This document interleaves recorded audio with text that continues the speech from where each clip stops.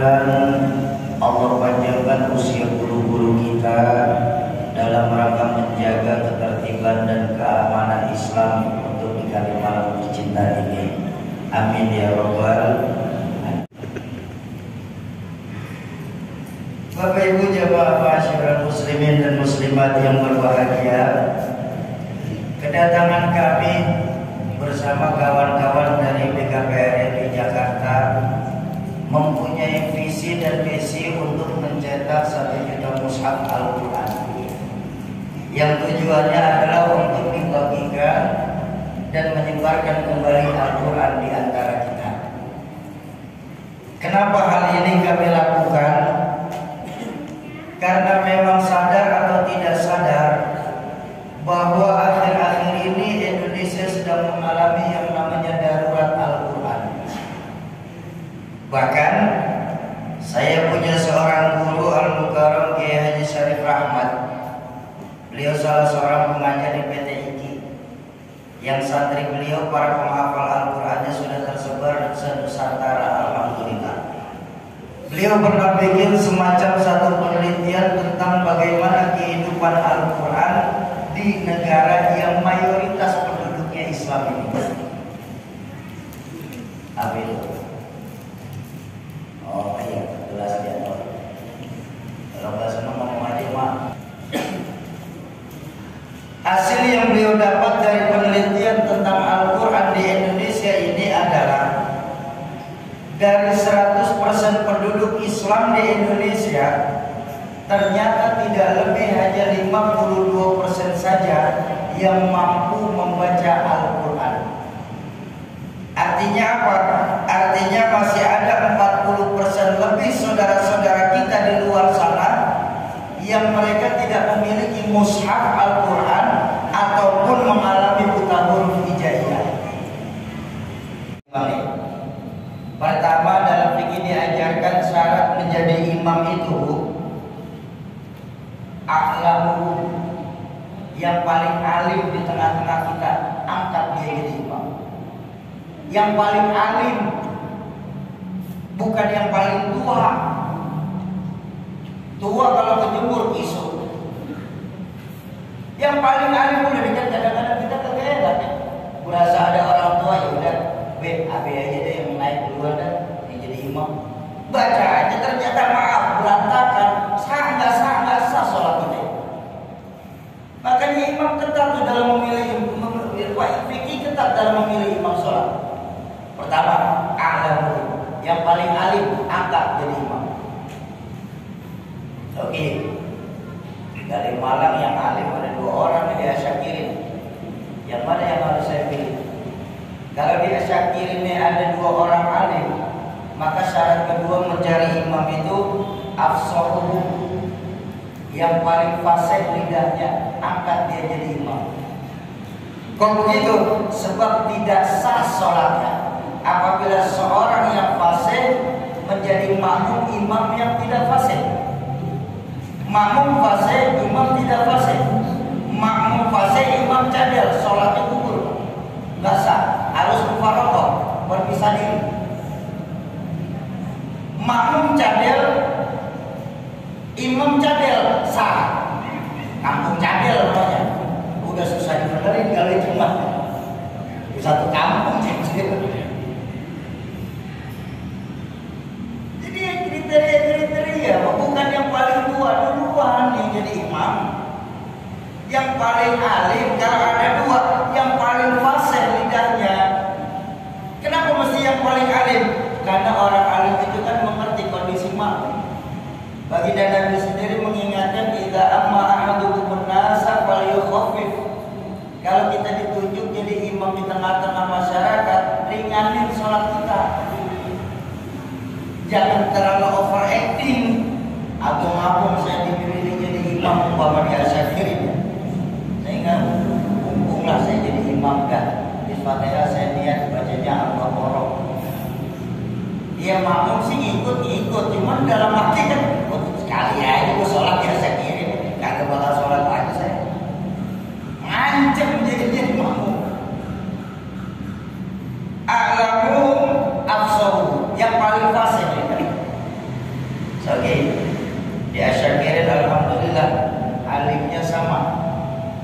fasenya juga sama. Yang mana yang harus saya pilih? Nah, kalau alimnya sama, fasenya sama, syarat ketiga dalam fikih apa? Aksarusinan, yang lebih tua umurnya, angkat dia jadi imam. Baru senioritas Pak dikedepankan. Senioritas nomor 3, bukan nomor pertama.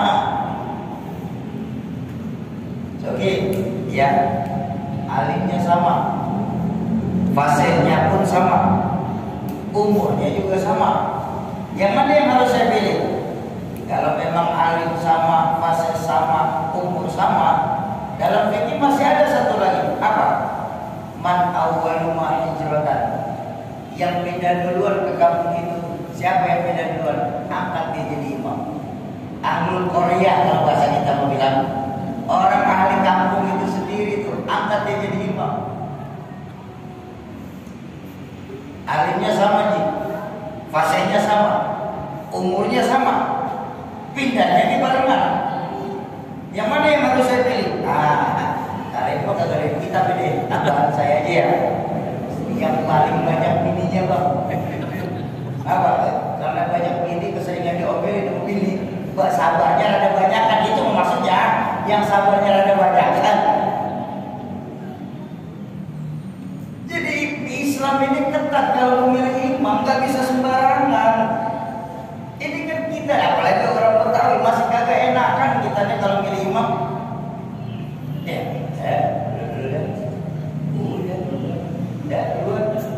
Baca aja, berantakan.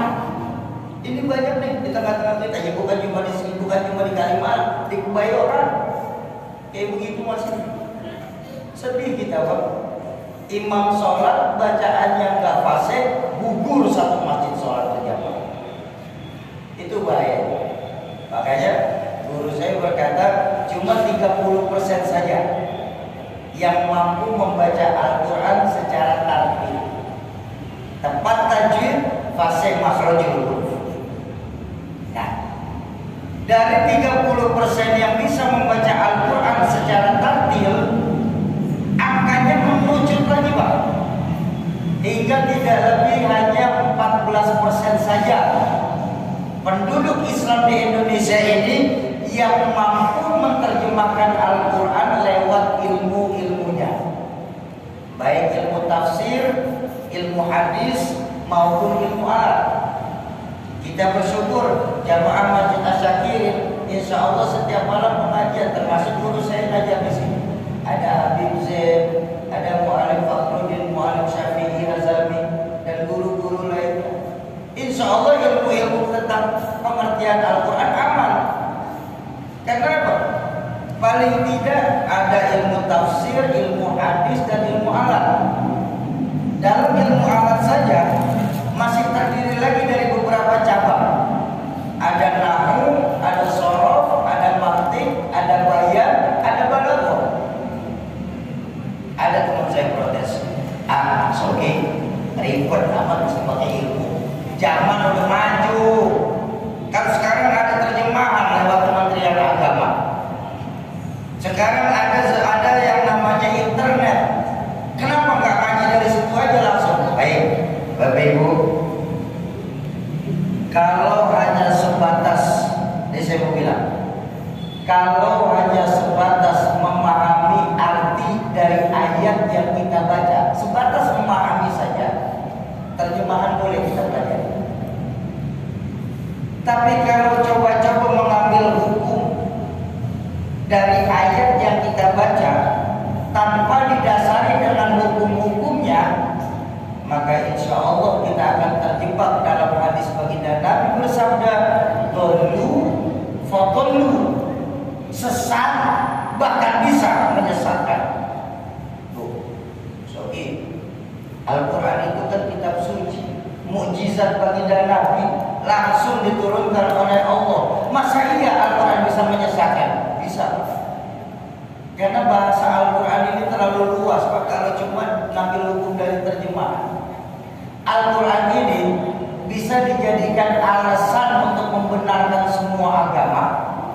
Al-Quran juga bisa dijadikan alat untuk menyerang seseorang. Bahkan Al-Quran juga bisa dijadikan untuk jadi alat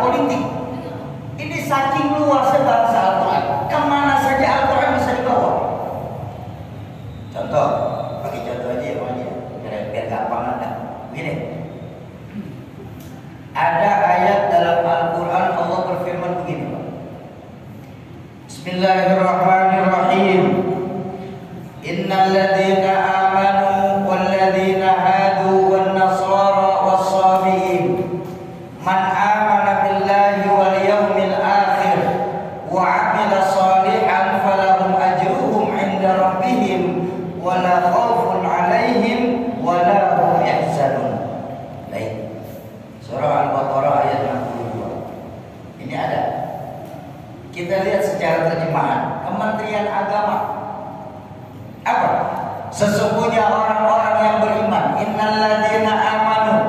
Sesungguhnya orang-orang yang beriman, baik mereka dari golongan Yahudi, Nasrani ataupun Sabiin. Siapa saja di antara mereka yang percaya kepada Allah dan hari akhir, serta mereka melakukan kebaikan-kebaikan, sungguh Allah tetap berikan mereka pahala atas dirinya, sehingga mereka tidak ada rasa takut sedikit pun dan mereka juga tidak pernah bersedih hati. Sepintas nggak ada yang salah ya. Ya. Tapi kalau kita mau mengambil hukuman, kita akan terjebak pada membenarkan semua agama.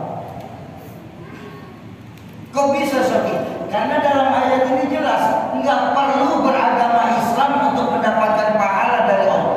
Ada nggak di sini? Nggak ada. Apapun agamanya, mau Yahudi, mau Nasrani, mau Sabiin, selama mereka percaya, yang penting dalam ayat ini, mereka percaya kepada Allah dan hari akhir. Kalau mereka melakukan kebaikan, sungguh mereka tetap mendapatkan pahala dari Tuhan. Ini kan bertolak belakang. Dalam surah lain, Allah menegaskan apa? Wa may yabtaghi ghairal islami dinan fala yuqbala minhu wa huwa fil akhirati minal khasirin. Dan barang siapa yang mencari agama selain Islam, sungguh mereka akan tertolak semua amaliyahnya, dan di akhirat nanti mereka termasuk golongan orang-orang yang merugi. Ini loh bahayanya Pak, ketika kita tidak berilmu. Bahkan dalam ayat Quran saja ada hukum